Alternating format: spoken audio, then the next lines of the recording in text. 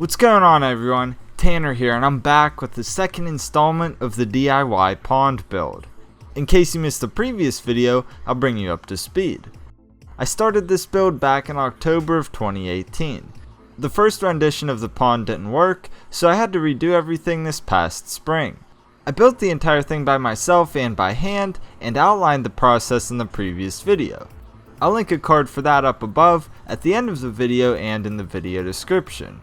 At this point the pond is mostly done, but a few things need fine-tuned, some things need added, and of course the fish must take up residence. Before that could happen, I had to make some more plant shelves. To build these, I used several pieces of PVC pipe and side outlet PVC fittings for the corners. Using these pieces I made boxes which were cemented together with PVC cement.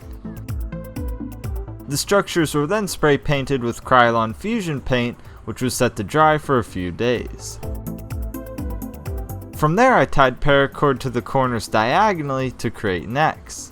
This will allow most of the weight to be distributed on the corners and the cord, which will reduce the possibility of bowing on the lengths of PVC pipe. After that I covered the top with some pond underlayment, which was zip tied to the pipes. I also drilled holes in the corners so that the structure would fill with water and sink.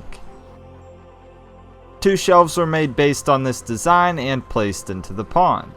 Like before, these were anchored to the bottom of the pond using some rocks. From there I shut off the pumps and drained the water below the tops of the plant shelves. I added some topsoil on top of the shelves to give the plants a good foundation. Like I said in the previous video, they will get most of their nutrition from the water column itself, so I didn't go overboard with the topsoil. Then I proceeded to plant the shelves. All of the plants you'll see me use have been rinsed off ahead of time to remove excess substrate. I won't go over all of the plants used, but the first ones that I have here are some calla lilies. I was able to get these all for $5 a piece on clearance since they don't have any blooms. Once they were in place, I capped off the topsoil with gravel, which will serve as the main growing medium for the plants. Next up are a few variegated cattails. Although these are a pretty tall plant, they will help add interest and diversity to the design. Once they were situated, I planted the remainder of the shelves with an assortment of other plants.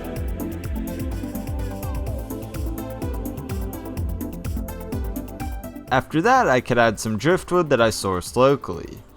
Before putting them in the pond, they were sprayed down and scrubbed to remove excess debris. If you happen to have access to a pressure washer, it would make this whole process much easier. When incorporating the driftwood, I wanted to keep a somewhat directional look. As you'll see, the majority of the wood starts in the back right corner of the pond and branches out from there. Not only will the driftwood provide cover, but it will also make the design look more seamless from platform to platform. At this point I could finalize the filtration. The first order of business was to add the additional pump. I didn't record this part, but I'll explain what's going on. I have the Oazo Aquamax Eco Premium Waterfall Filter 3000 in the back left corner of the pond. This is attached to a 1.5 inch hose which feeds into the biological filter box from the top of the lid. Underneath of the main compartment's lid, you'll see that the pre-filter also has a lid to keep everything a little cleaner. Like the Oazo Waterfall Pump 1650, which is in the skimmer box, this also overflows into the spillway and into the pond. The addition of this pump really helped beef up the waterfall and greatly increase the amount of flow.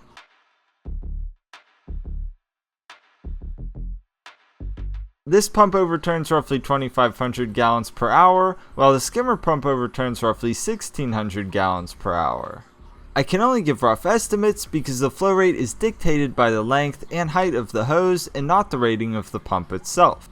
Collectively they overturn somewhere in the ballpark of 4,100 gallons per hour. Based on that estimate, we'll conservatively say that the pond is overturned 2.25 times per hour.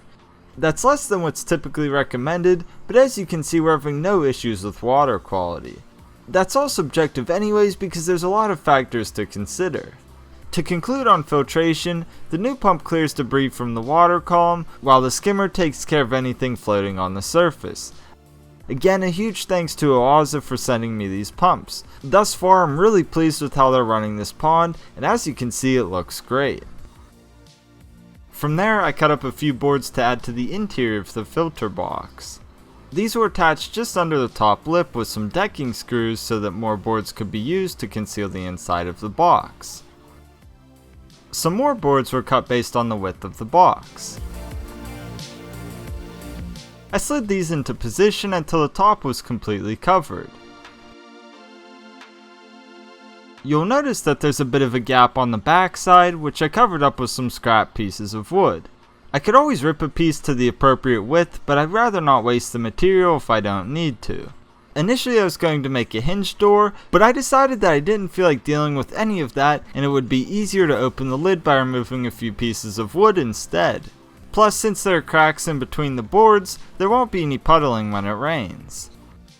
Oh yeah, something else you may be wondering about is the electricity. For the time being, I have all of my electrical running into a socket box from an extension cord. This box is designed to keep everything nice and dry. I'll be using this until I can get a proper electrical line run to my backyard. At this point, the design is far enough along that the goldfish could be added into the pond.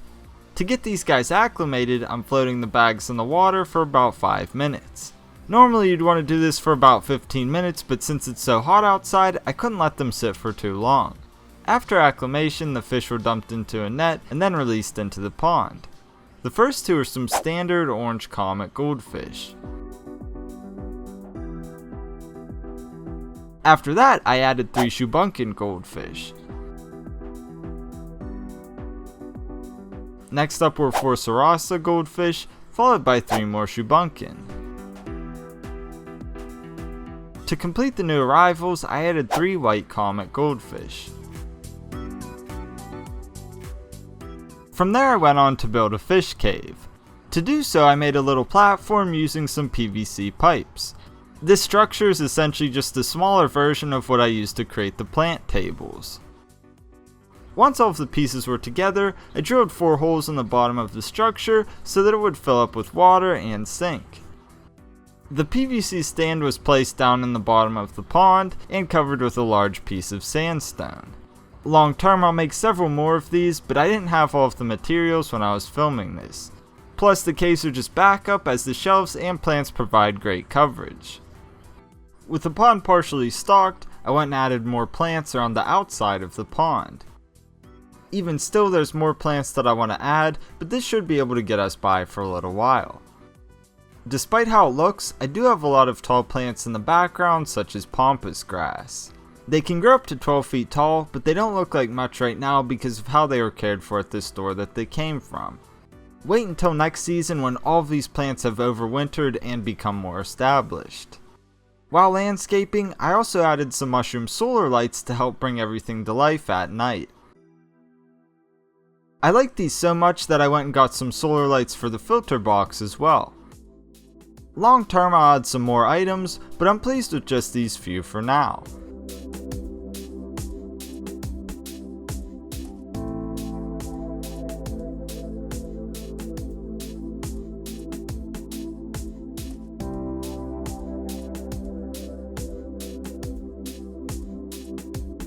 Lastly, we'll add the fish that this pond was built for. Yes, you heard me right, I built this pond specifically for a handful of goldfish. Everything else was an afterthought. In fact, this is something that I've had planned for quite a while and mentioned nearly 3 years ago. And then it's going to get to the point where these guys end up being a foot long, getting real big, and then all of them are going to get a new setup from there. So that will be sweet, and I'll probably get additional things to put in there as well.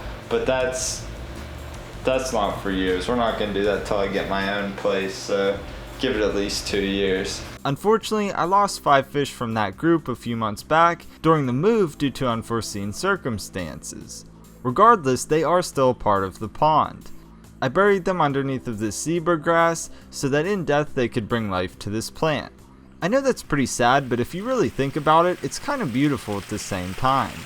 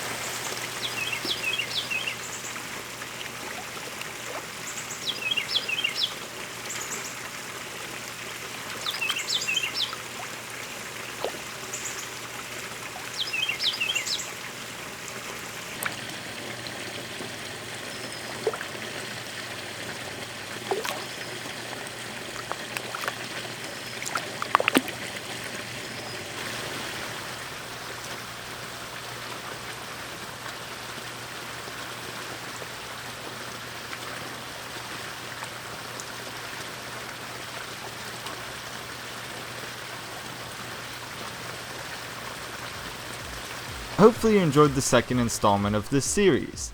This has quickly become one of my favorite projects, even though I think it's far from my best work. I think it's because I get to go outside to enjoy it, and although the pond is the focus, part of the fun is how it meshes with the rest of the surroundings. I'm also very relieved to finally have provided an adequate home for my fish. It's great to see them dart around and enjoy the space that's ideal for this type of fish. Not only that, but they have some new friends to share the space with.